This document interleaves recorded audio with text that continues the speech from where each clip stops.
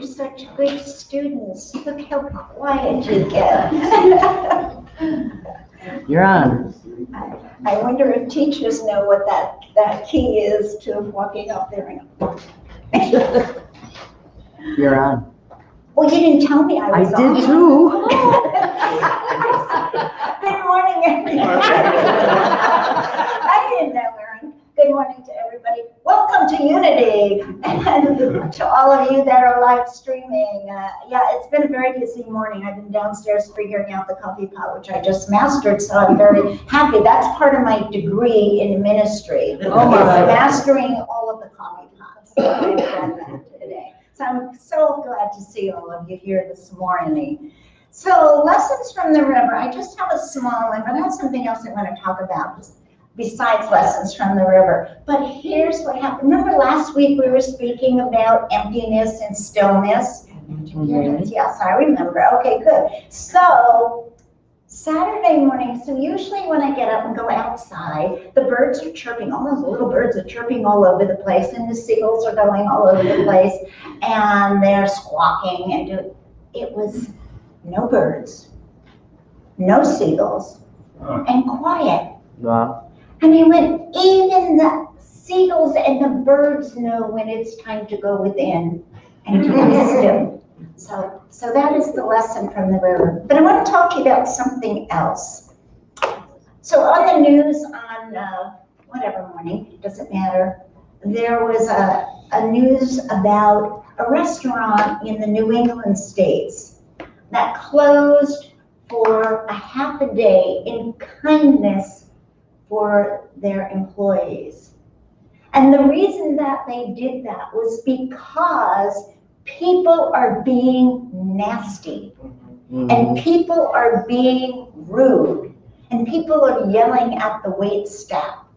Yep. And complaining about everything.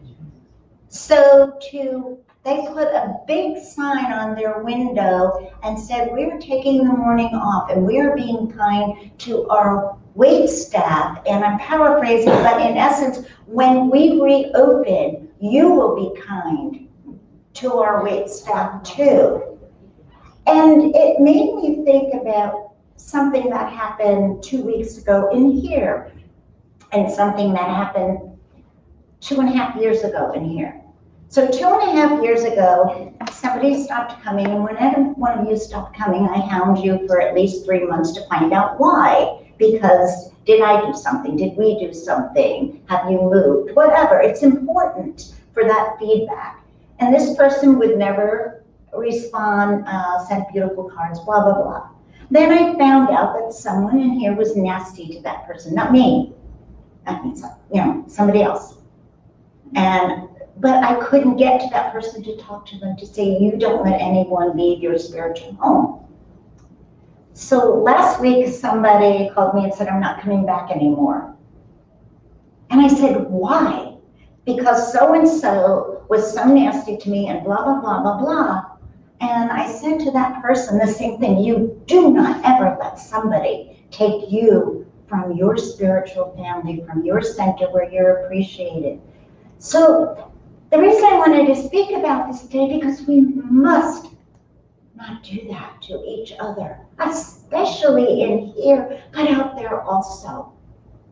It's not okay. We have to start treating our friends like family and our family like friends.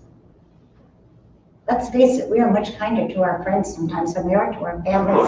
So I really want to talk about that kindness and that importance. And please be careful driving, because all of a sudden in Sheboygan, people are driving like maniacs. I don't know if you've noticed it. Well, first of all, 2 weeks ago, I got hit by someone going through a stop sign.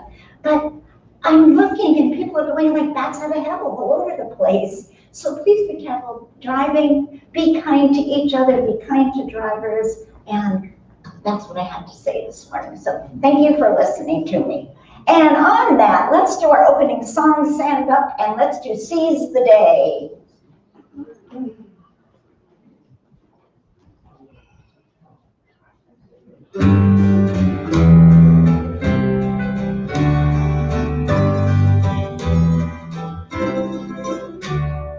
I know a girl who was schooled in Manhattan, She reads dusty books and learns phrases in Latin. She is an author, or maybe a poet, a genius, but it's just this world doesn't know it. She works on her novel most every day. If you laugh, she will say, seize the day, seize whatever you can. Time slips away just like hourglass, and seize the day, hooray, the grace from God's hand, that nothing will stand in your way. Seize the day, na na na na na na na na na na na na na. Well, I know a doctor, a fine young physician. He left a six-figure job for a mission position. He's healing the sick in an African clinic. He works in the dirt and writes home to the sick. He says we'll work through the night, so most every day, as we watch the sunrise, we can say, seize the day, seize whatever you can. Time slips away just like hourglass, and seize the day, hooray, the grace from God's hand, that nothing will stand in your way. Seize the day, na na na na na na na na na na.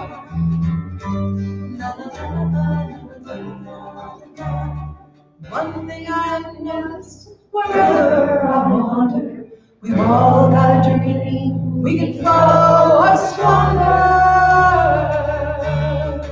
Seize the day, seize whatever you can. Life slips away just like hourglass, and seize the day, hooray, the grace from God's hand, that nothing will stand in your way.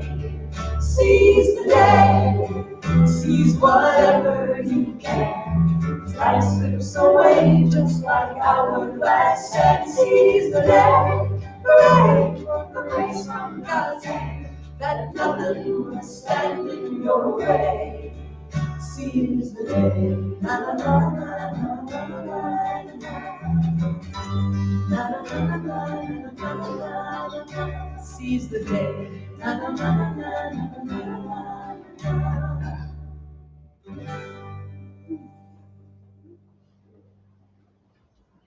And at Unity Spiritual Center, we definitely have a vision and mission, and everything that we do goes back to, does this support our vision and our mission? And our vision and mission is a spiritual community of love, peace, and acceptance, creating an exclusive spiritual community through fellowship, service, and community outreach. And now I would like to ask my dear friend, Tom Kloiber, if he would join me reading the daily word, lighting the Christ candle, and then lighting the flames of faith. Tom. Thank you, Reverend Lynn. The daily word for today is wisdom. My God-inspired thoughts, decisions, and actions are wise. Today, I mindfully and intentionally use my gift of divine wisdom to help create a better, kinder world. Unity co-founder Myrtle Fillmore wrote, God is wisdom.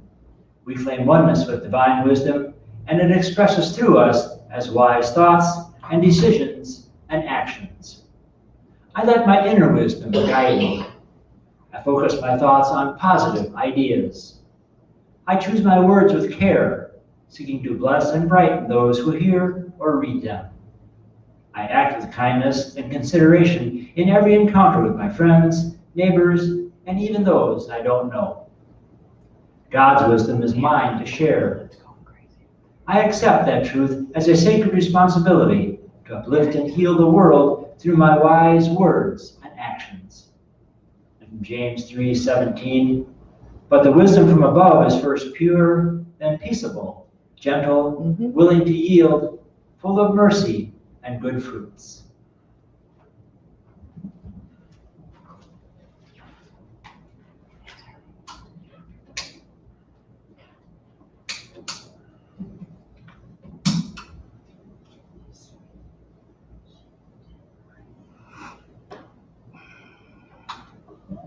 So we light the Christ candle today as a reminder that Christ light is always shining within us and giving us the wisdom we need to share with the world. And as we begin the Flames of Faith ceremony, we perform this to promote universal consciousness of life, which acknowledges that all people, all faiths, all sentient beings come from the one great universal presence, which we call Spirit. Fundamental to this truth is the unifying nature of all religious thought and experience, which we honor here today. So as Tom lights the first candle, we light this candle for the Tao, honoring the universal path of harmony and equilibrium, the natural way. We light a candle for the shamanic traditions, honoring the beliefs and the practices of all indigenous people, the way of primal spirituality.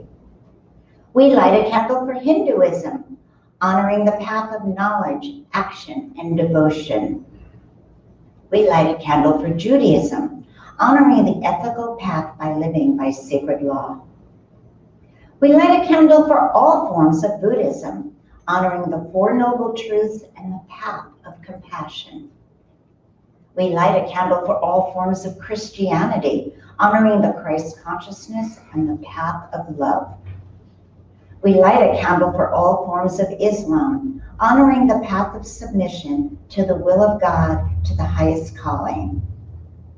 We light a candle for the universalistic religion of Baha'i, honoring the path of unity and peace. We light a candle for all forms of New Thought, honoring the metaphysical path of mental healing through the practice of universal spiritual principles. And the last candle that we light a candle for all those who are yet unaware of the power and the presence of Spirit in their lives, and for the space that we are holding for them at this center, and for all religions unnamed in this ceremony.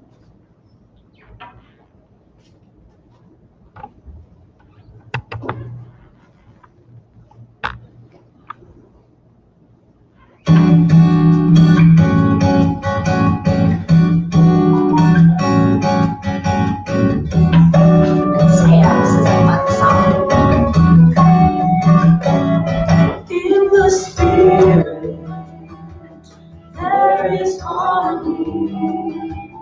In the Spirit, there is peace. In the Spirit, there is comfort. In the Spirit, there is release.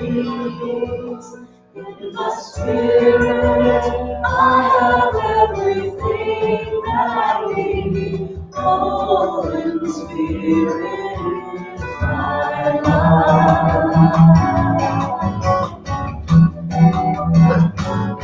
In the Spirit, there is wholeness. In the Spirit, there is health. In the Spirit, there is wisdom. In the Spirit, I need nothing else. In the Spirit, I have everything that I need. Oh, in the Spirit is my life.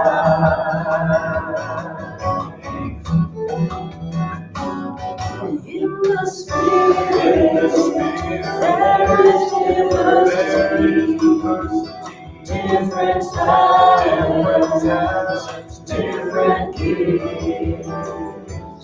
In the Spirit, there is unity. In the Spirit, we all fit. In the Spirit, I have everything that I need. Oh, in the Spirit is my life. In the Spirit, I am growing. In the Spirit, I am free. In the Spirit, I am evolving. In the Spirit, I learn to believe. In the Spirit, I have everything that I need. Oh, in the Spirit is my life.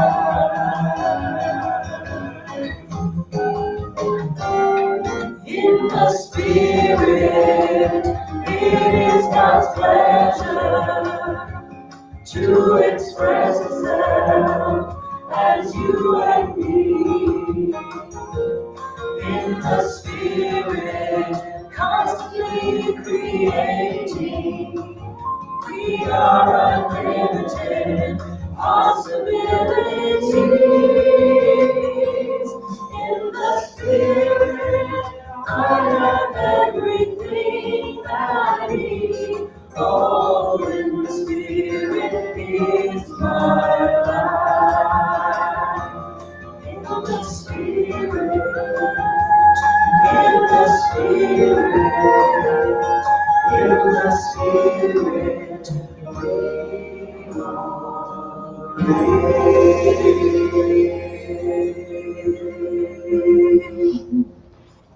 Indeed, that is the truth.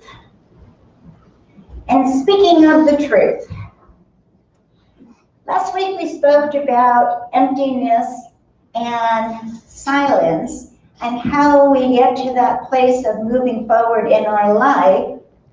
And we find that in the second conditions of miracles going to alignment, then we find out how to work with it. So the 12 conditions are considered a treasure map.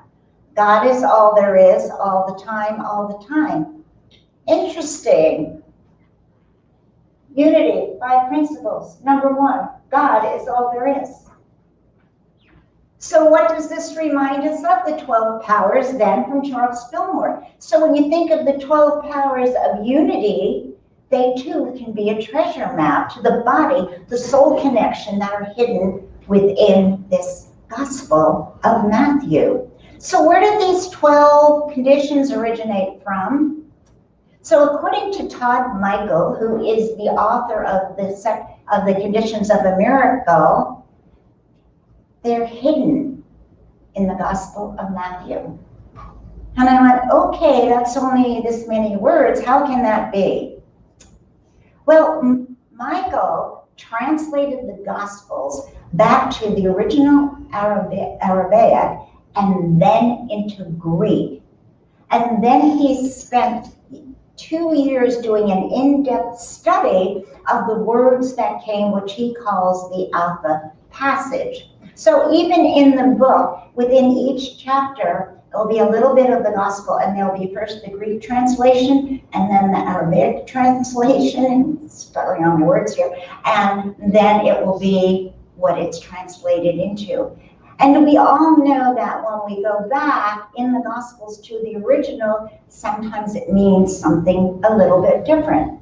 So the Alpha passage then is just the Gospel of Matthew, translated in Arabic and in Greek. And having done that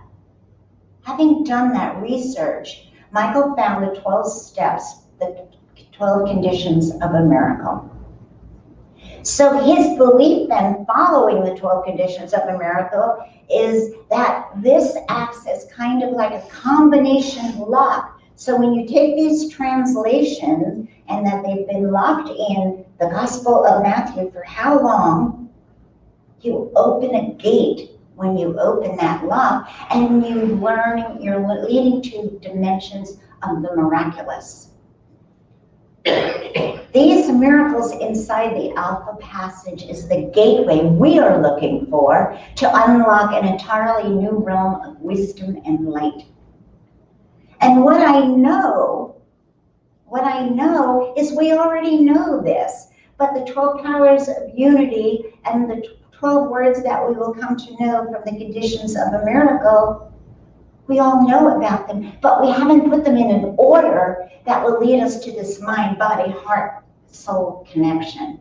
So that is why I am excited about this, and I wanted to take you with this in the summer.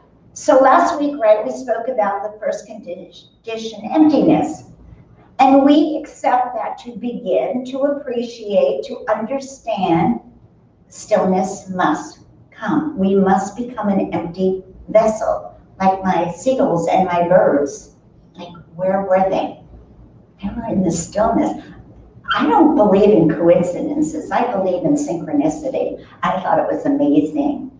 So we know this about spirit, right? Spirit abhors a vacuum. Therefore, to be filled with the silent voice from within, we must be first empty. Think about the creation of the world. A vast emptiness, no peace, no time, no space, no matter. But the Creator saw the emptiness and filled it with the Spirit, and Spirit filled the void. So what do we know about this power then that moves the earth? We know that it made the land, the sea, the mountains, and the plains. We know that it filled all forms of life. We know that it can bring sunlight, moonlight, starlight. It brings snow, rain, and thunder. We know it can create a human with 50 trillion cells that can work together in perfect harmony. I mean, think about your body right now. How are 50 million trillion cells working in here to have me hear this walking, talking person? That's amazing. So with this power, when we are in alignment with it and with who and what we are, it allows us to do this and more. The problem doesn't lie in what we know. The problem lies in what we don't know. We do not know how to harness this incredible energy called spirit, called life, called universe, call it what you will. We don't know how to harness it. So the first condition shows us how to become aware of the power. And through meditation and prayer, we go to that emptiness and that stillness. And we learn how to make contact by cultivating the right kind of consciousness. Here's a thought about consciousness that I found this week, that another synchronicity. The universe arranges itself around our consciousness. Think about that. Think about the world. Think about why we keep saying, why is this, whatever this is happening. The universe arranges itself around our consciousness. Whoa. I don't know about you, but I read that about 4 times and sat with it and said, oh my goodness. Yeah, it does. So then the second condition will show you how to further shape your attitudes and your actions so that you will pick up a current. Remember we talked last week about the river and the current. Pick up the current that will carry you effectively to your destination. So this process of alignment then is the second condition of a miracle. So how many times do you feel tossed around by the currents of life? How many times? Anybody ever feel tossed around by the currents of life? Yeah, I'm sure at some point all of us do, right? What we forget about this is we were not born a child of spirit to be blown around and tossed around helplessly. That is not why we were born. So what do we do about this? So watching the birds and the seagulls up until yesterday, tossing around all around me, squawking, fighting, the seagulls grabbing for food, reminded me last week of the story of Jonathan Livingston Seagull. I'm sure some of you have read that book and remember the journey. So the book tells a story of Jonathan Livingston Seagull, a seagull who got bored with the daily squabbles over food. How many of you here get bored with a little petty nothingness of life? Anybody get bored with that stuff? It's like even sometimes you get bored with your own self, like, oh my God, enough already, right? Okay, so his increasing unwillingness to conform, he didn't want to conform. He didn't want to be that seagull, that squawk, that pooped all over the place and grabbed food. That's not what he wanted in life, right? He wanted to be different. And because he wanted to be different, what happened to him? He got thrown out of the flock, remember? They just disowned him just because he wanted to be different. How do we do that in our life? When do we do that in our life? You want your kid to be a doctor and your kid wants to play in a band. And so you stop his funds because you won't let him go to college because he won't be a doctor. He wants to play in a band. We do this throughout our lives. Not us, all of us, all of humanity.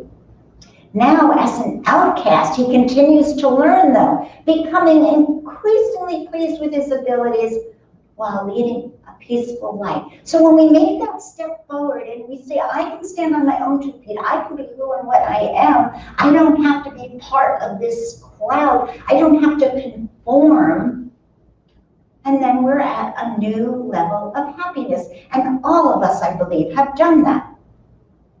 But then one day, Jonathan meets 2 girls who take him to a higher plane of existence. Raise his consciousness, and that's what happens to us. We grow, we move from the complacency and the being controlled. We become happy, we get into a place of our life, but then again, there's something, a design impress that's pushing us to be more than we are. So these goals take him to a higher plane of existence in which there's no heaven, but a better world found through the perfection of knowledge. There he meets another seagull who loves to fly. He discovers his sheer tenacity and the desire, and he's very proud of himself because he's pretty well a 1 in a million bird. And how many times have we gotten there and say, I've arrived, I'm here? And then we forget that God's going to say, okay, for a while, but what's next? What's next? So he's taken them to a new place and he befriends the wisest gull, Chiang, who takes him behind his previous self-education, and he teaches him to move instantaneously to somewhere else on the universe. But the secret, Chiang says, is beginning by knowing that you've already arrived. We've already arrived. We arrived when we were born. We arrived before we conceived. We arrived when the universe began, because every soul was there at once. So Jonathan was very clear in his intention. Life had to be more than squabbling over scraps of food. So what is your life more than? What is it that you're desired? What is your desired course right now? What is it? When will you know that you arrived? Going back to condition 1, when you can empty and hear the still voice within. So at some point then, we all must change our course. There has to be a shift. Jonathan was tired of it all. There has to be a shift in consciousness. Why? Because the universe arranges itself around our consciousness. So Jesus had to shift his consciousness when he came out of meditation and he saw the great crowds. Now think about this. So his best friend, his brother, John the Baptist, was just beheaded. Jesus goes up to the mountain to meditate, to be by himself, to process, to understand, to grieve, to be with God. And then he comes down from the mountain and there's all of these crowds. What do? Turn around and walk away? Jesus shifted his consciousness. We have to, when life gets right in our face, we have to shift our consciousness. So Todd Michael, our author, he looked up the words for shift. And do you know when you go, I have home a book that's this big. It's the strong concourse of words from all different languages. It's amazing. You could spend years in it and never get through it. But he looked up the word shift from Greek, and he found the word, and I'm sure that I'm murdering this word. It's esplanchiste. What it means is moving with passion. So in the gospel, Matthew said Jesus felt compassion. But when you go into the meaning of the word, then it's Jesus was moved with passion. Moved with passion. There's a difference between that. And moved with passion then is being carried by the current. This is what was happening right now. So we shift our consciousness. We see how life is flowing and we step in the flow. So many of us want to go against the flow. I'm not sure why. It's a journey, it's a path that we're on. So then the lessons look like a good sailor. We talked about the sailors last week. We have to know the waters. Do you know your waters? Do you know your waters? The current of lives go with them and we don't fight against them. So here's a question for you. Is the current of your life mindless? Or is it flowing in the direction you desire? And that's something I would ask you to think about this week.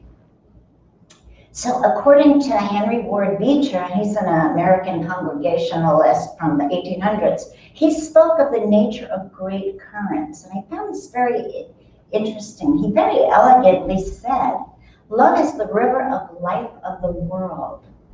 Love is the river of life of this world. And what is compassion but love in action, love in motion? Spirit is love, spirit is everything, and all things are constantly moving and changing, and everything is flowing. Everything is flowing. So then, from the outer passage of the Gospel of Matthew, we're being told that the great current is actually a river of love, and the way of the miracle worker sails its powerful waters by shifting to a state of compassion. Does that make sense? You guys with me? Okay, great, important. So love is the river of life in the world. So what is compassion but love? Love, love, love. We need to begin to believe this. We say it, we talk it, most of the time we walk it, but then life comes in and then we start flowing in the opposite direction of the current.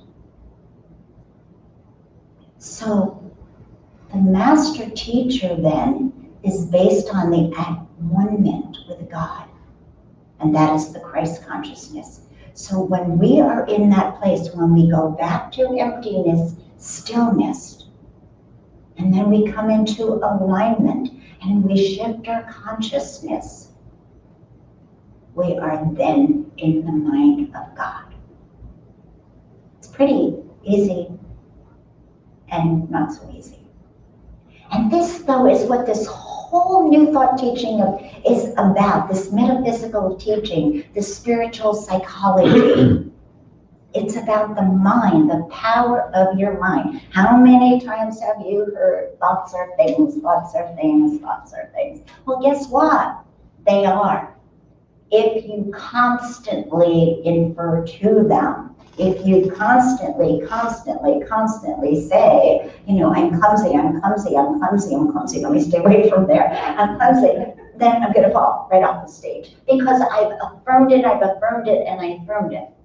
But if you can constantly say, no matter what your parents said to you as you were in ballet classes and they said you'll never make it, I'm graceful, I'm poised, I'm graceful, I'm poised, I'm graceful, I'm poised. I don't care what my mother said. I'm graceful and poised. That's an affirmation. So thoughts are things, thoughts are things, thoughts are things. Okay, so let me ask you a question. And you can shout out some answers if you want. If the Master Jesus was alive today, who do you think his friends would be? Me. Who else? Aaron Rodgers. Who else? Everyone. Everyone, absolutely. Ordinary people like you and me. Ordinary people like you and me. The inner cities, the poor, counseling the gang members, collecting guns, helping the children of the world, probably hanging out with sinners and criminals too. He would not be on Talk TV, no CNN, no Fox News. He wouldn't be at a fundraiser unless it was for all of humanity. He would not be political, corrupt, untruthful. And we can do this. We can do the same. There is a little Mother Teresa and little Jesus in all of us. So it's time to let our light shine, to put our shoulders back. Did you see I just became 6 feet tall? And it's a miracle. It's a miracle. Time for our lights to shine, for our eyes to shine, for us to sparkle with energy and love. When is the question, do we start to love all people unconditionally? And that doesn't mean that you have to invite everybody to lunch. My house isn't big enough, sorry.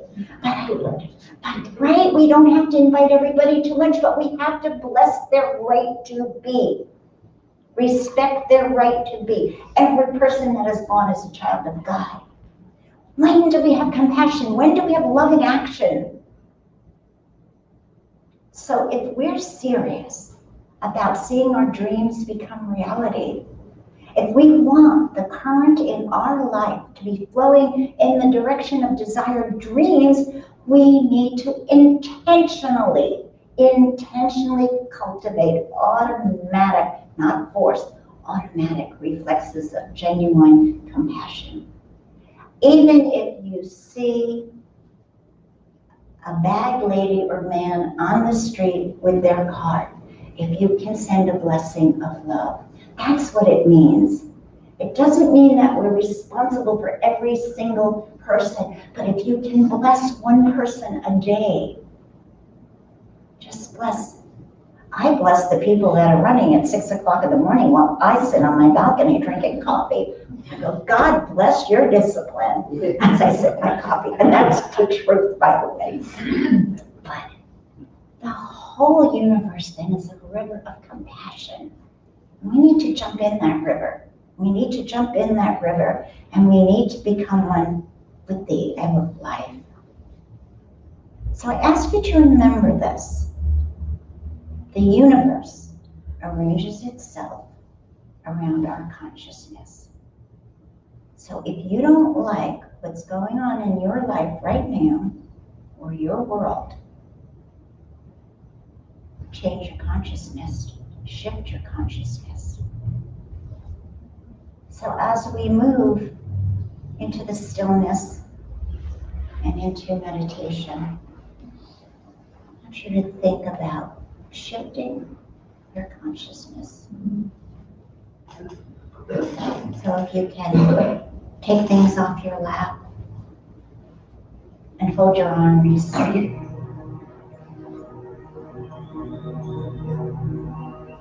Let your palms rest gently on your knees.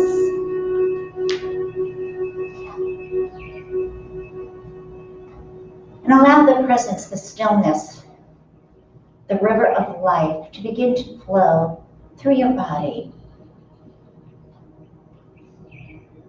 Feel your feet stepping in.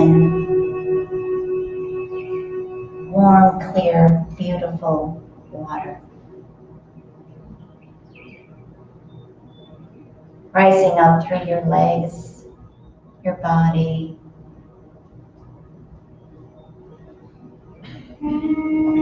Touching your heart.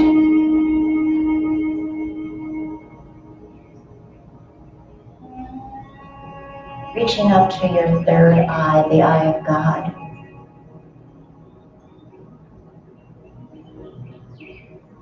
Just feel the flow.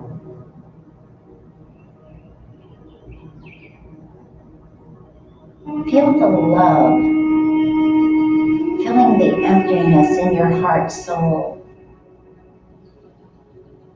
Allowing your mind just to be a vast emptiness. No time, no space, no matter.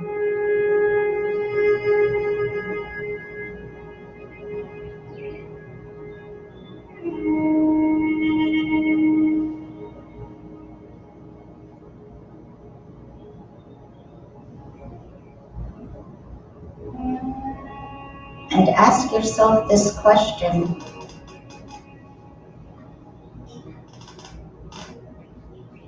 Is your life going with the current or against the current of life?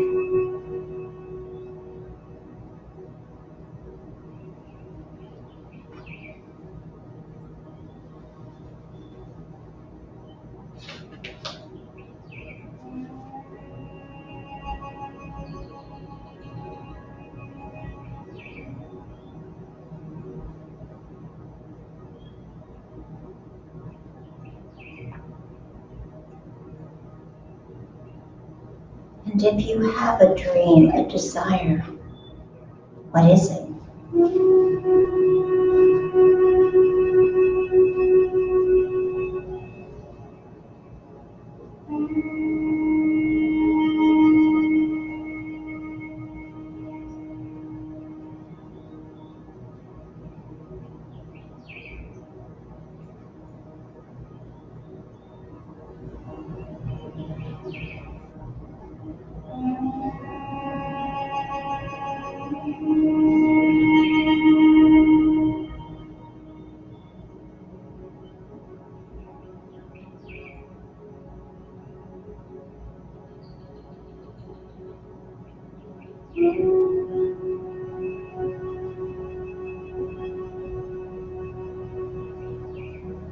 And ask yourself this. Where will this dream take me in consciousness?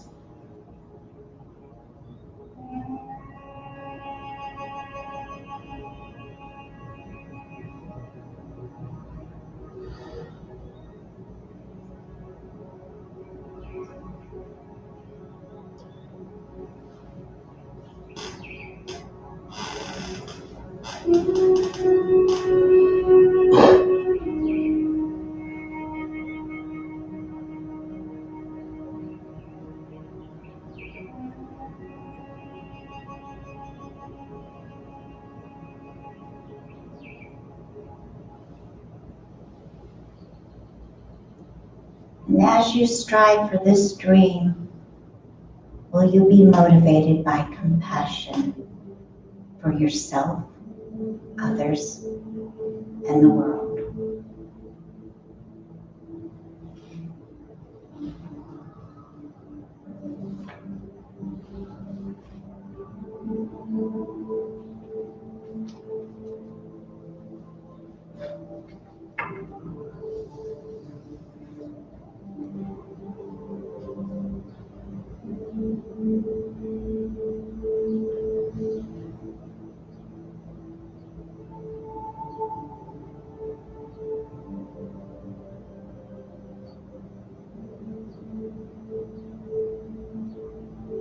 And when you're ready,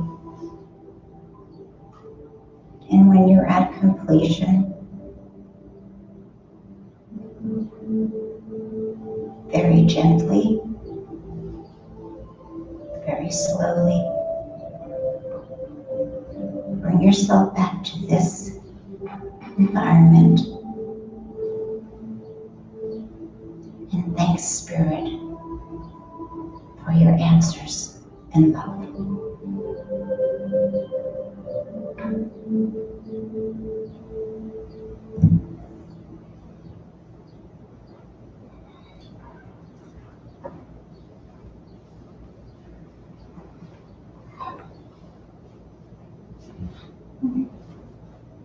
Welcome back. Am I on? Checking 1, 2.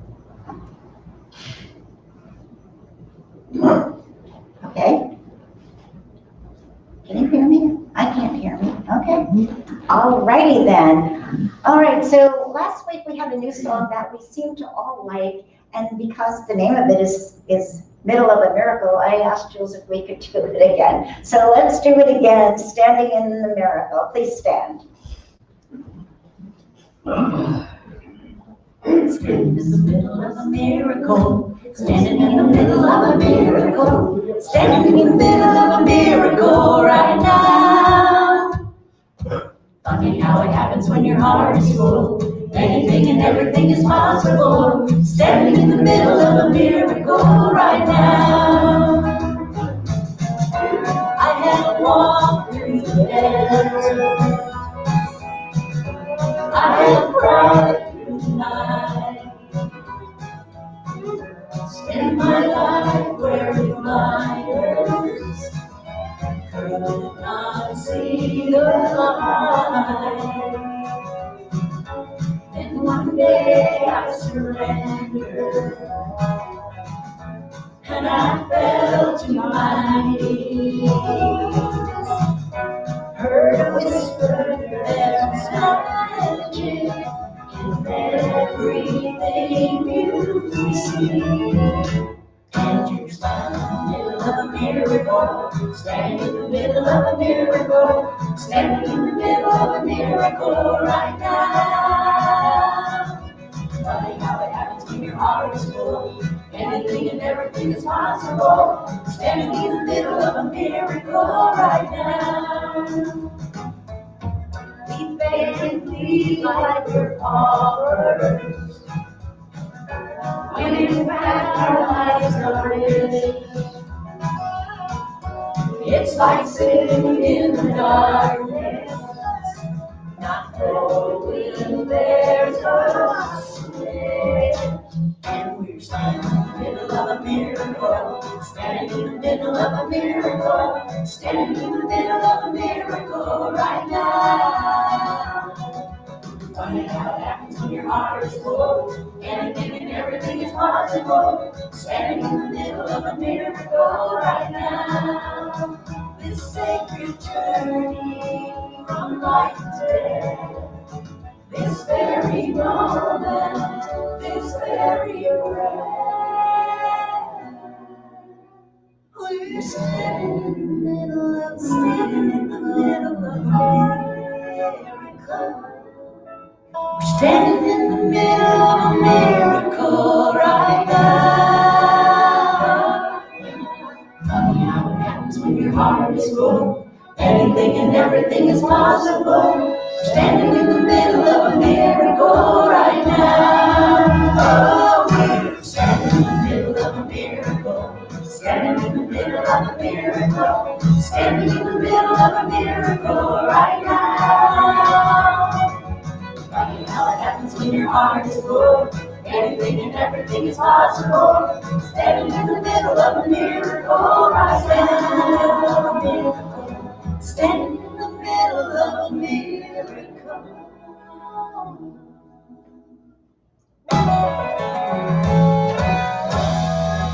Thank you, and please be seated. And if you would do our offertory prayer with me. The love of God inspires me to give in the spirit of generosity. I give with love and joy to ensure the growth of this ministry and this unity center. And so it is, thank you, God. And for those of you that are new, we do not pass the basket anymore. We just have a basket at the table. So when you come and when you go, if you're so inclined, you can leave your love offering there. And we appreciate it. And for all of you out there on live streaming, last week there was 86 of you. God bless. Thank you for the pen pal. No, well, that would be okay. But thank you for the PayPal and for the checks that come in the mail. We so appreciate them. And that's what gives our center a chance to grow and to be a viable entity out in the community and share our love with all. So thank you very much. Okay, announcements. Next week, unfortunately, I will be in New York.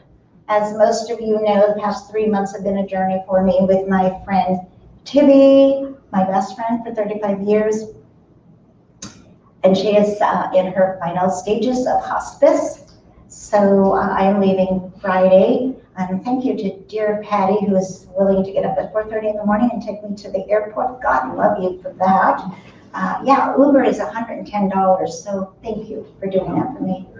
I was able to call around, and there are a lot of ministers in the Milwaukee area that we didn't know about that would be more than willing to come here and speak with us. The one that is coming has actually been here before. Her name is Reverend Sunny Bohm, and oh well, wow, she asked, she wanted to know if the boy who could sing good was still here. So boy, yeah, well, she remembered you, and I said yes. So please come and support her, and remember, it insults me if you don't show up when I'm gone. You're here for the message, not for me. So please come. It's very hard for a minister to speak to a room that's not full. So let's support her and do that. And so that's that. I'm not quite sure when I'm coming back. I'll just keep everybody informed. So thank you, Diane Pauley and Tom Kloiber for this morning. And also to let you know, we had a ton of bagels left over from Wednesday. Well, it's important that you know this. And Rodney, behave. So, I wanted those. So we have a ton of bagels left over from the Chamber of Commerce ribbon cutting. I had a scissor. It was this big. What do you see it online? And we did that, and they were very impressed with our space, with our coffee, what do we call it again down there? Cafe. Sunshine Cafe. And we had 3 tables full out of the 4. So a lot of people from the chamber came, and a lot of you came. So thank you so very much for doing that. So anyhow, we have the bagels downstairs, and we have some leftover fruit. We have cream cheese, and Tom's going to find us what is that thing? Extension cord, so we can plug in the toaster and toast the bagels, and there's butter and jelly and all the things down there. So, and I made a pot of coffee, and don't anybody touch that coffee pot. So, all right, what else do we have? Annual picnic. So listen to this great thing. You're going to be so excited about the annual picnic. August 29th on your calendar, on your calendar, on your calendar. So Vita is going to sing, be here for that, and Louie is coming to play for her. So we will have live music on that day, and that is the beginning of, remember the combination and everything is locked, and then you begin to open that and open doors and make a gateway, a passage through. So we're making a passage through. We are blessed. I am so blessed. And I know maybe Tom is going to get a crazy group of guys together and do some fun song together. Could that be possible? Maybe, Tom? We just never know what might happen. But it's our church picnic. We haven't had one for 2 years. And we're going to talk about it at the board meeting and find out who's going to barbecue. And we'll do potluck. And we even might get a tent. I want to talk to you about a tent so that we don't all roast to death out there. So anyhow, more details to come. Put it on your calendar now. It's going to be live music. We might have live music before then. I talked to a couple of ministers in Milwaukee, and they have a couple of singers that are willing to come and sing. So it's happening. Just yes. Would you like the Raging Grannies to sing? I would love the Raging Grannies. Okay, I'll make it happen. Okay, all right. So we're just going to have a fun day and a fun service, nothing serious, and I'll try not to do anything serious. And Reverend Jenny will be here. Huh? And Jenny. Oh, I forgot that. Reverend Jenny is coming. Reverend Jenny is coming also. Yes, she said she will be here with bells on. So please be here for that day. All right. Men's Fellowship meets the second Saturday of every month. Circle of Friends will meet the third Saturday of every month. And I believe that is all. We got coffee hour. I told you about September 11th. Oh, well, that shouldn't be still on there. But yeah, September 11th, the blessing of the animals. Yes. I have a feeling Sunny Bone was probably referring to my son, Ben Johnson, who is no longer a boy because he's 24 going on 25, but when she was here, she talked to him at length. So I will mention him that she's coming. I don't know if he can come next Sunday, but if possible. Oh, that would be great. That would be so great. Okay, all right. Anything else, everybody? Good? Everybody happy? All right. Then let's do our closing song. We Are Healing. How appropriate. How appropriate. How appropriate. Let's stand. Oh, God.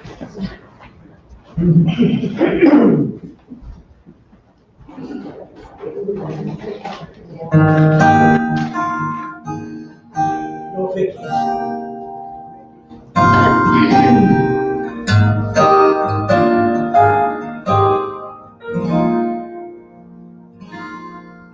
Last night there came a vision into my dream.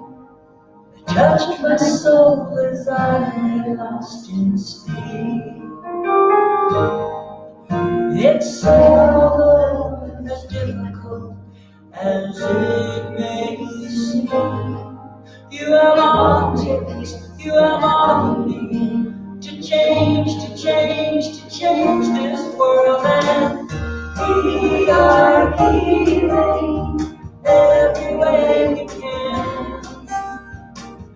We are holding the faithful words for understanding, and we are asking love to light the way.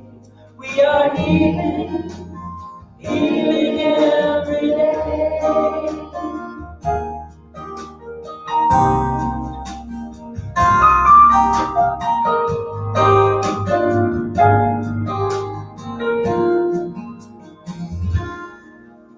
Today I stopped to take a look inside of me, to find a way to free a wounded heart.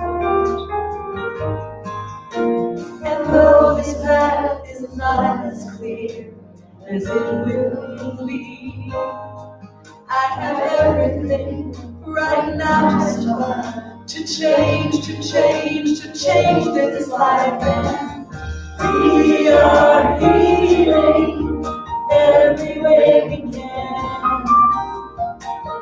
We are holding the faithful words for understanding, and we are asking love to light the way. We are healing every day.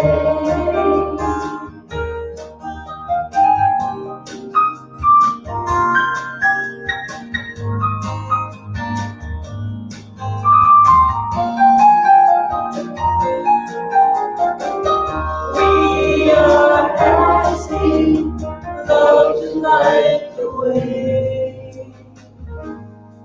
We are healing every day.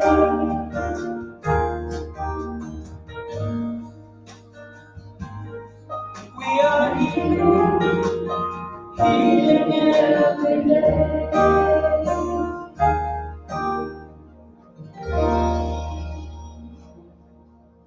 And our prayer for protection. The light of God surrounds us. The love of God enfolds us. The power of God protects us. The presence of God watches over us. Wherever we are, God is, and all is well. And as we leave here today, we leave in joyous celebration. For life is good. God is good. God is all there is. That one power, that one presence that surrounds each and every one of us. Before the world began, we were, we are, and we always will be. So we take this lesson today, we take that which resonated with us, and we bring it into our minds and hearts, and let it sit, and let our bodies and our minds understand what it is that we want to do with the rest of our life. And God only says yes, yes to all of that. So we are blessed by this friendship, by this community, and by the love that has surrounded each and every one of us in this room. So for this, and for so much more, we are ever grateful. And together we say, and So so it it is. Amen. Amen. And It is done. God bless. Thank you all for being here. Thank you all of us that you're on live stream with us. God bless. Have a great week and be well.